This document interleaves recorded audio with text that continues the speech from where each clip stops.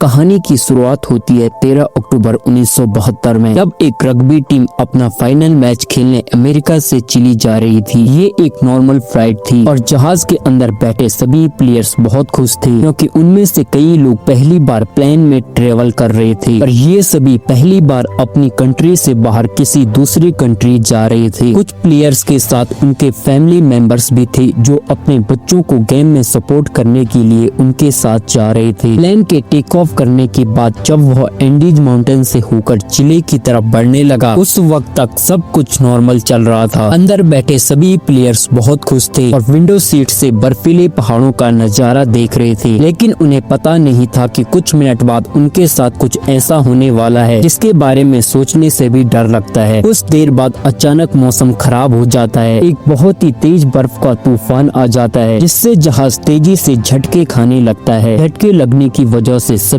Passengers घबरा जाते हैं, लेकिन अंदर बैठा एक पैसेंजर बताता है कि जब कोई प्लेन पहाड़ों के ऊपर से गुजरता है तो प्लेन में टर्बुलेंस होता है, यानी ये कोई खतरे की बात नहीं है, जल्द ही सब कुछ नॉर्मल हो जाएगा। लेकिन जैसे जैसे ये प्लेन आगे बढ़ रहा था, इसका टर्बुलेंस भी बढ़ता जा रहा था। जहाज अब और तेजी से झटके खाने लगा। प्लेन के अंदर मौजूद सारा सामान इधर उधर गिरने लगा। ये देखकर लोगों के बीच हलचल मच गई। पायलट्स जहाज को संभालने की कोशिश कर रहे थे, मगर अब जहाज कंट्रोल से बाहर हो गया था। इससे पहले कि पायलट्स कुछ कर पाते, सामने एक पहाड़ आता है और ये जहाज सामने के पहाड़ से जा टकराता है और दो हिस्सों में अलग हो जाता है। एक प्लेयर तो जहाज के टकराते ही प्लेन के पिछले पार्ट के साथ ही उड़ जाता है और हवा में गायब हो जाता है, जबकि प्लेन का आगे का हिस्सा तेजी से रगड़ते हुए बर्फ की एक बड़ी सी चट्टान से जा टकराता है। ये टकराव इतना तेज था कि प्लेन की सभी सीट्स एक दूसरे के साथ चिपक जाती हैं, जिसमें कई लोग कुचल कर मारे गए। अब जो लोग इस एक्सीडेंट से बच गए थे, उन्होंने खुद को संभाला और कैबिन में मौजूद बाकी लोगों की मदद करने लगे। कुछ प्लेयर्स जल्दी से पायलट्स के पास पहुंचे और उन्हें बाहर निकालने की कोशिश की, लेकिन इस दौरान ये दोनों पायलट्स भी मारे गए। ये एक बहुत ही दर्दनाक माहौल था। हर तरफ खून ही खून फैला हुआ था। चारों तरफ लाशें बिखरी हुई थी। इस प्लेन में टोटल 45 लोग ट्रेवल कर रहे थे, मगर इस क्रैश के बाद 18 लोगों की जान चली गई और सिर्फ 27 लोग जिंदा बचे। अब क्योंकि इस जहाज ने शाम को टेक ऑफ किया था, इसलिए थोड़ी देर में ही रात हो गई। बाहर का टेम्परेचर तेजी से गिरने लगा। ठंड इतनी ज्यादा हो चुकी थी कि वो लोग बर्दाश्त नहीं कर पा रहे थे। अब ठंड से बचने के लिए ये लोग वहाँ पर मौजूद सामान और डेड बॉडीज का इस्तेमाल करके प्लेन के सभी होल्स को बंद कर देते हैं, ताकि बाहर की ठंडी हवा अंदर न आ सके। और ये सभी लोग ठंड से बचने के लिए एक दूसरे के साथ चिपक कर बैठ गए। इन सभी की हालत काफी खराब थी। ये अभी भी काफी गहरे सदमे में थे, क्योंकि उन्हें समझ आ चुका था ये लोग अब बच नहीं पाएंगे। खैर, जैसे तैसे करके इन लोगों ने रात गुजारी। जब सुबह धूप निकली तो उन्होंने देखा कि 4-5 और लोग ठंड की वजह से मर गए हैं। लेकिन अच्छी बात ये थी कि अब तूफान रुक चुका था। बाहर का मौसम नॉर्मल हो चुका था। जब ये लोग प्लेन से बाहर आए तो उन्हें दूर दूर तक चारों तरफ सफेद बर्फ के अलावा और कुछ भी नहीं दिखाई दिया। अब इन लोगों को जल्द से जल्द इस जगह से निकलना होगा, क्योंकि ये लोग यहाँ ज्यादा दिन तक जिंदा नहीं रह पाएंगे। इनके आसपास ना तो कोई घर था, ना ही कोई जानवर और ना ही कोई पेड़ पौधे जिनसे ये लोग सर्वाइवल कर सकें। अब सबसे पहले इन लोगों ने प्लेन की सीट्स को बाहर निकाला, ताकि प्लेन के अंदर सभी के सोने की जगह बन सके। उसके बाद उन्होंने घायल लोगों को धूप में लिटाया, ताकि उनकी बॉडी गर्म हो सके। और ये लोग पानी पीने के लिए बर्फ को पिघलाकर एक एक बूंद करके पानी जमा करने लगे। इसके बाद इन्होंने सभी लोगों का सामान इकट्ठा किया। कोई काम की चीज मिलने पर उसे एक अलग सूटकेस में रखते गए। अब जो लोग इस एक्सीडेंट में मारे गए थे, उनकी बॉडीज को कुछ लोग प्लेन से दूर लाते हैं और उन्हें बर्फ से ढक देते हैं, ताकि उन्हें सड़ने से बचाया जा सके। और जब यहाँ मदद पहुँचे तो ये लोग उन डेड बॉडीज को अपने साथ ले जा सके। जब चीजें थोड़ी सुलझ गई तो इन लोगों ने सुकून की सांस ली। इन सभी को बहुत ज्यादा भूख लगी हुई थी। अब बचे हुए खाने में से एक एक टुकड़ा सब में बांटा गया। वैसे तो खाने का ये एक टुकड़ा बहुत ही कम था, और जिंदा रहने के लिए इतना काफी था। हालांकि सब जानते थे कि ये खाना उन्हें तब तक चलाना होगा जब तक उनके पास कोई मदद ना पहुंचे। सबको लगा कि अब तक गवर्नमेंट को पता चल चुका होगा कि उनका प्लेन क्रैश हो चुका है और जल्द ही इन लोगों को रेस्क्यू कर दिया जाएगा, इसलिए वे सब एक साथ बैठकर मदद का इंतजार करने लगे। असल में जिस जगह उनका प्लेन क्रैश हुआ था वह वह दरअसल एक वैली थी जिसके चारों तरफ ऊंचे पहाड़ थे, जिस वजह से यहाँ से निकलना इतना आसान नहीं था। अभी ये बातें चल ही रही होती हैं कि तभी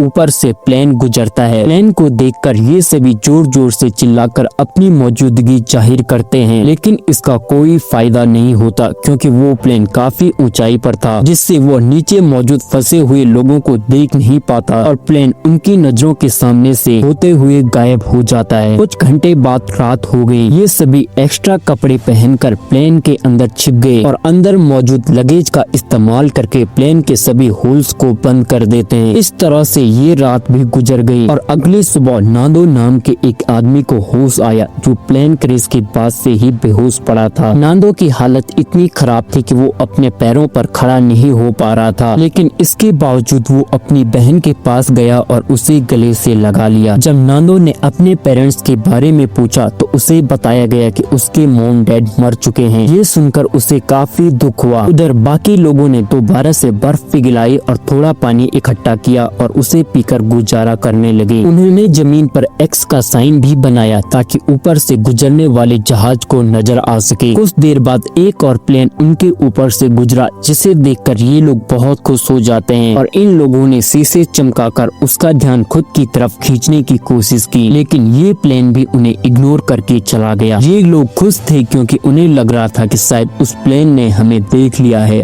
और अब बहुत जल्द उनके पास मदद पहुंच जाएगी। लेकिन इस तरह से एक रात और गुजर गई पर उन्हें बचाने कोई नहीं आया। अब उन्हें समझ आ जाता है कि यहाँ हमें कोई भी बचाने नहीं आएगा, इसलिए ये लोग सोचते हैं कि हम सब इस बंद इलाके में अपनी जान कैसे बचा सकते हैं। तभी उन्हें ख्याल आया कि प्लेन के पिछले हिस्से में कुछ बैटरीज पड़ी थी और अगर हम इन बैटरीज को यहाँ से ले आए तो बैटरी की मदद से हम प्लेन के रेडियो को चला सकते हैं और बाहर की दुनिया से कांटेक्ट कर पाएंगे। अब सभी को ये आइडिया पसंद तो आया, लेकिन इस काम को अंजाम देना इतना आसान नहीं था जैसा वो सोच रहे थे, क्योंकि जहाज का पिछला हिस्सा जो क्रैश के दौरान टूटकर अलग हो गया था, पता नहीं वो हिस्सा अब कहाँ होगा। खैर उन्होंने प्लेन के पिछले हिस्सों को ढूंढने का फैसला किया। इसके बाद उन्होंने लेदर और कांच का इस्तेमाल करके कुछ गॉगल्स बनाए ताकि वो गॉगल्स तेज बर्फीले तूफान में उनकी आंखों का प्रोटेक्शन कर सके। और ग्रुप के 4 लोग उन बैटरीज को लाने चले गए, लेकिन थोड़ी दूर जाने के बाद जब उन्होंने पीछे मुड़कर देखा तो उन्हें उनका जहाज कहीं भी दिखाई नहीं दिया और अब उन्हें एहसास हुआ कि इतने सारे बर्फ के बीच किसी को भी उनका प्लेन नहीं दिखेगा और शायद इसीलिए अभी तक कोई उन्हें बचाने नहीं आया। अब ये लोग आगे बढ़ने की कोशिश करते हैं कि तभी वहाँ मौजूद बर्फ खिसकने लगी। ये देखकर ये लोग डर जाते हैं और वापस अपने जहाज की तरफ आ जाते हैं। इस तरह से इन लोगों को यहाँ फंसे हुए 6 दिन गुजर जाते हैं और 1 हफ्ते बाद प्लेन में मौजूद सारा खाना खत्म हो जाता है। अब ये इलाका बर्फ से ढका हुआ था और आसपास ना तो कोई जानवर था और ना ही कोई पेड़ पौधे, इसलिए अब उन्हें अपना पेट भरने के लिए कुछ ना कुछ तो करना होगा। खाने के लिए कुछ भी न मिलने पर वो लोग पत्थरों पर जमी हुई मॉस खाने लगे, जिसका टेस्ट बहुत ही गंदा था, पर मजबूरी में उन्हें खाना पड़ा। यहाँ नांदो ने कहा कि अगर उसे मरे हुए लोगों की बॉडीज भी खानी पड़े तो वो खुद को जिंदा रखने के लिए ये भी करेगा। ये सुनकर सभी लोग सोच में पड़ गए। जल्द ही इन सभी के बीच बहस होने लगी कि उन्हें मरे हुए लोगों को खा लेना चाहिए या फिर भूख से मर जाना चाहिए। कुछ लोगों का कहना था कि ऐसा करना ठीक नहीं, ऐसा करने पर हमें ऊपर वाला माफ नहीं करेगा। जिसके बाद उन्होंने अपने पेट पर पत्थर रखकर गुजारा किया। ऐसे ही वक्त गुजरता गया और वक्त के साथ साथ उनकी भूख भी बढ़ती गई। हाल ये था कि ये सभी अपने जूतों की लेस और सिगरेट तक खाने पर मजबूर हो गए, लेकिन कई दिनों से भूखे रहने के बाद उन चीजों से उनकी भूख कहाँ मिटने वाली थी। ऐसे ही कुछ दिन और गुजर गए और भूख के चलते नांदो की बीमार बहन मर गई। नांदो ने अपने माता पिता के साथ साथ अपनी बहन को भी खो दिया। इस तरह से वक्त गुजरता गया और इन लोगों ने जैसे तैसे करके खुद को 9 दिनों तक जिंदा रखा, लेकिन अब तक उनकी भूख इतनी बढ़ चुकी थी कि उनके दिमाग ने भी काम करना बंद कर दिया और अब उनकी मौत उनसे सिर्फ 1 कदम दूर थी। अब उनके पास कोई और दूसरा चारा नहीं था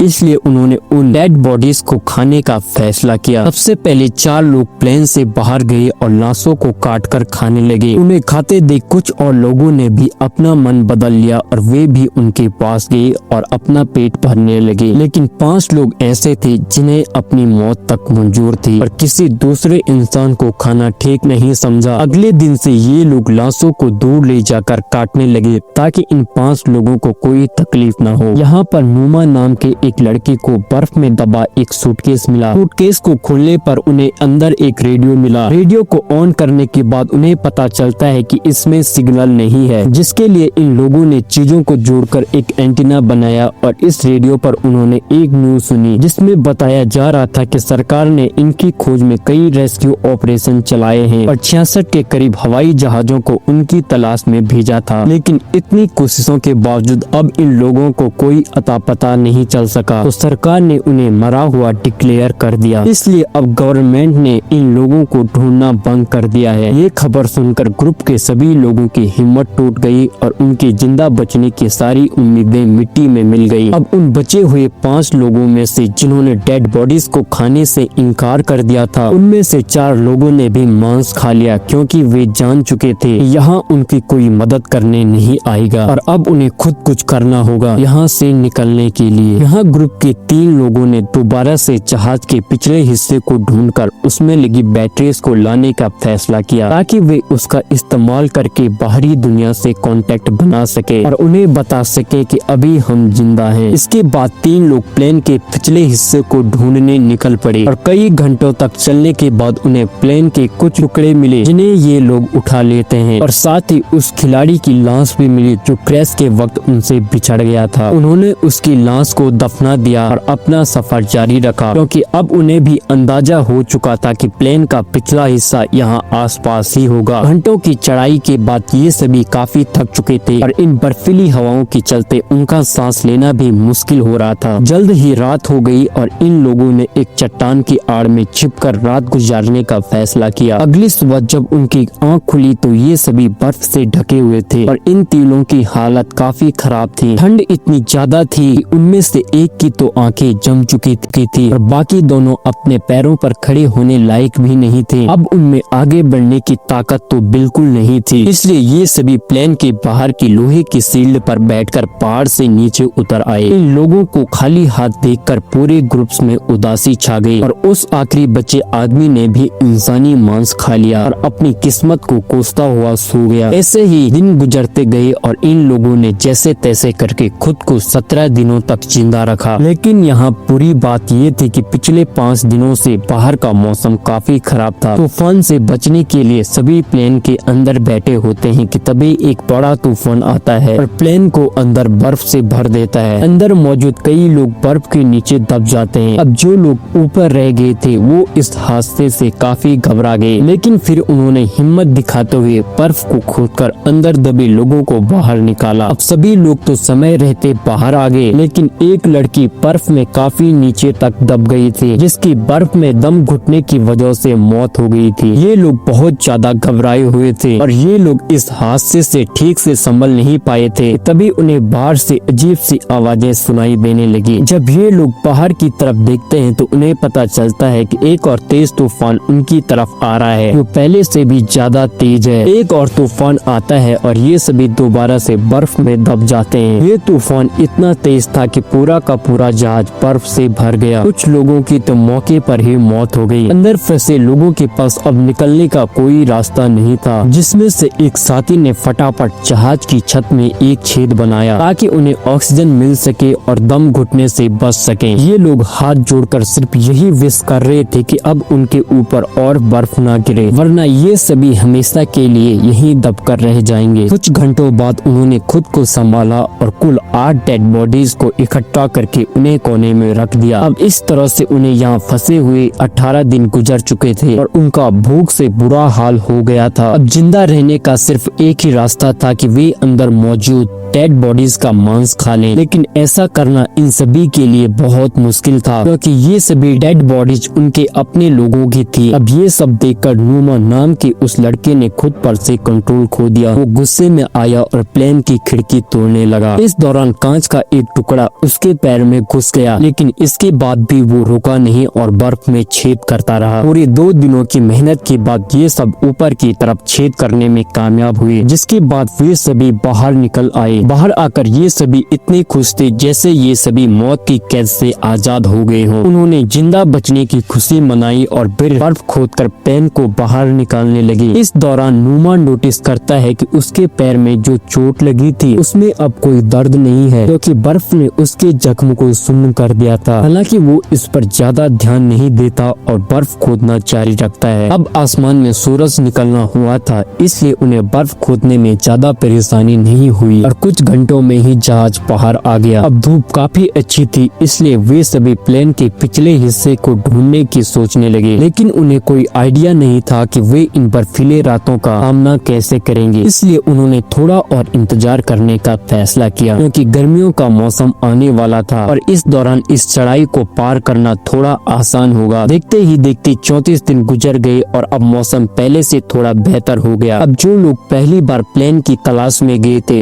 उनकी तबीयत अभी तक खराब थी और वे दोबारा से चढ़ाई करने की हिम्मत में बिल्कुल नहीं थे। कुछ घंटों बाद उन्हें पता चलता है कि उनका एक और साथी भूख के चलते मर गया है। ये देखकर ये लोग बहुत ज्यादा मायूस हो जाते हैं और उसे बर्फ में दफना देते हैं। ऐसे ही 2 दिन और गुजर गए और 36वें दिन उन्होंने फैसला किया कि अगर उन्हें अपनी जान बचानी है तो जहाज के बैक साइड से बैटरी लाकर बाहरी दुनिया को इन्फॉर्म करना होगा, वरना हम एक एक करके सब मर जाएंगे। इसके बाद ग्रुप के 4 लोगों ने ऊपर चढ़ाई करने का फैसला किया और उन 4 लोगों के नाम थे रोबर्टो, टिंटिन, नुमा और नांदो। इन लोगों ने ठंड से बचने के लिए ढेर सारे कपड़े पहने और प्लेन की तलाश में निकल पड़े, लेकिन कई घंटों तक चलने के बाद भी उन्हें उनका प्लेन कहीं दिखाई नहीं दिया। तभी नुमा की तबीयत बिगड़ने लगी और वह चक्कर खाकर गिर जाता है। यहाँ बाकी लोगों ने देखा कि उसके पैर की चोट में इन्फेक्शन फैल चुका है, इसलिए वे सभी तय करते हैं कि वापस नुमा को नीचे ले जाएंगे, लेकिन नुमा ने ऐसा करने से मना कर दिया। उसने अकेले ही नीचे जाने का फैसला किया और बाकी लोगों से आगे बढ़ने को कहा। अब नुमा प्लेन के पास तो लौट आया, लेकिन उसकी हालत इतनी खराब थी कि वहाँ पहुँचते ही वह बेहोश हो गया। थोड़ी देर बाद जब उसे होश आया तो उसने देखा कि उसके साथी प्लेन से बर्फ हटाने की कोशिश कर रहे थे। वो भी उनकी मदद करना चाहता था, लेकिन कमजोरी के मारे वो तो हिल तक नहीं पा रहा था। दूसरी तरफ वे 3 साथी कई घंटों का सफर तय करने के बाद उस जगह पहुंच जाते हैं जहां प्लेन का पिछला हिस्सा था, जो चट्टान से टकराने के बाद टूट गया था। इसे देखकर ये तीनों बहुत खुश हो जाते हैं और प्लेन के पिछले हिस्से के पास जाते हैं। जब ये तीनों जहाज की जांच करने लगे तो उन्हें बैटरीज के अलावा और कुछ भी नहीं मिला, जैसे कि ढेर सारे कपड़े, रम की बोतल्स और कई सारे सिगरेट के पैकेट। ये लोग सामान लेकर वापस अपने प्लेन के पास आते हैं, जहां उन्होंने बैटरी को प्लेन के रेडियो में डाला और बाहरी दुनिया से कांटेक्ट बनाने की कोशिश की, लेकिन बदकिस्मती से रेडियो खराब हो चुका था और इस तरह से उनकी आखिरी उम्मीद भी मिट्टी में मिल जाती है। उधर नोमा की तबीयत भी बिगड़ती जा रही थी और अब उसका इन्फेक्शन पूरी बॉडी में फैल चुका था। प्लेन से मिला खाना भी अब खत्म हो गया था, इसलिए ये सभी दोबारा से ह्यूमन मीट खाने लगे। नोमा ने खाना पीना बंद कर दिया ताकि बाकी लोगों के लिए ज्यादा खाना बचे, क्योंकि वह जान बचा चुका था कि अब उसकी जान नहीं बचेगी। अब ग्रुप के कुछ लोग इस बार फिर प्लेन के पिछले हिस्से तक गए, इस उम्मीद में कि उन्हें कुछ काम लायक मिल सके। इस बार उनकी किस्मत ने साथ दिया और उन्हें एक वाटरप्रूफ कपड़ा मिला, जिसे जोड़कर उन्होंने एक स्लीपिंग बैग बनाया। इसके बाद उन्होंने रेडियो पर खबर सुनी कि प्लेन क्रैश को 58 दिनों के गुजर जाने के बाद अब सरकार उन्हें ढूंढने के लिए एक आखिरी मिशन चलाएगी। ये खबर सुनकर सभी में दोबारा से जान आ गई और जिंदा बचे रहने की एक छोटी सी उम्मीद मिली। यहाँ कुछ लोगों ने कहा कि हमें यहीं रुककर उनका इंतजार करना चाहिए, जबकि बाकी लोगों ने कहा कि अगर हम यहीं रहेंगे तो कोई भी हमें देख नहीं पाएगा, इसलिए हम में से कुछ लोगों को पैदल चलकर मदद बुलानी चाहिए। रात को नोमा की तबीयत बहुत ज्यादा बिगड़ने लगी। वह अपनी जिंदगी की आखिरी सांस ले रहा था। मरने से पहले उसने सभी लोगों से कहा कि जब मैं मर जाऊं तो तुम सब मुझे अपना खाना बना लेना। ये शब्द कहकर नोमा की मौत हो गई। नोमा के इन आखिरी शब्दों से सबको हिम्मत मिलती है। उन्हें नोमा के पास से एक लेटर मिला। उस लेटर में नोमा ने लिखा था कि वो बहुत खुश है, वो अपने दोस्तों के बीच मरा, क्योंकि उसे इससे अच्छी मौत नहीं मिल सकती थी। अब नोमा का लेटर पढ़कर सभी के अंदर एक अलग सा जोश आ गया और ग्रुप के 3 लोग दोबारा से मदद की तलाश में निकल पड़े। इन लोगों ने एक स्लीपिंग बैग और ढेर सारा खाना लेकर अपना सफर शुरू किया।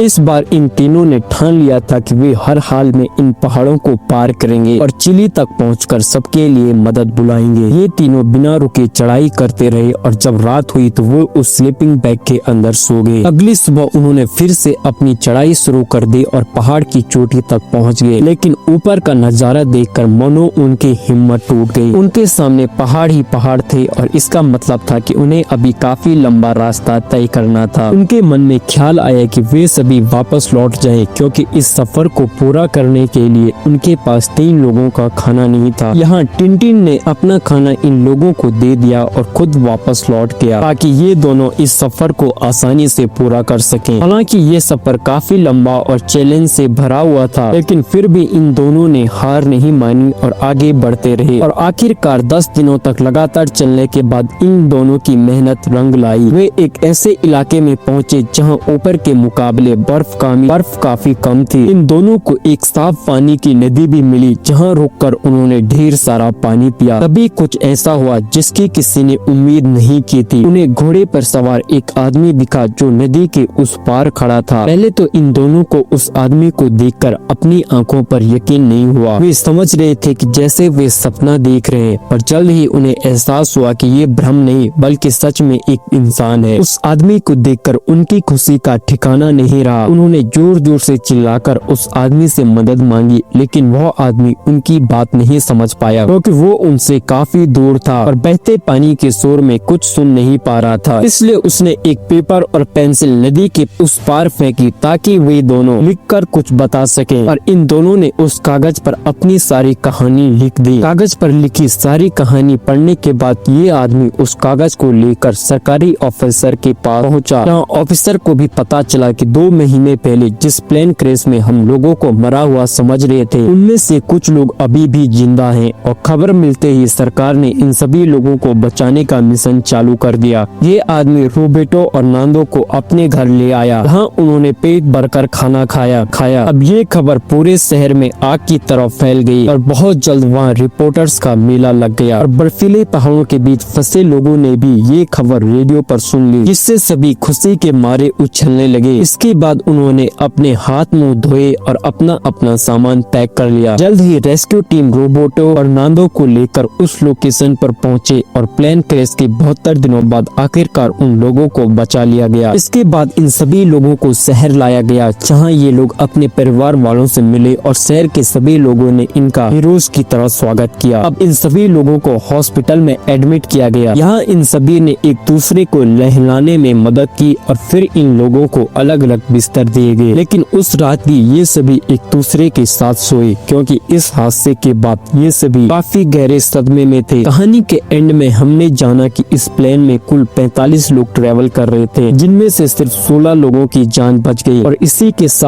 के साथ सच्ची कहानी पर बनाई गई ये फिल्म यहीं पर खत्म हो जाती है।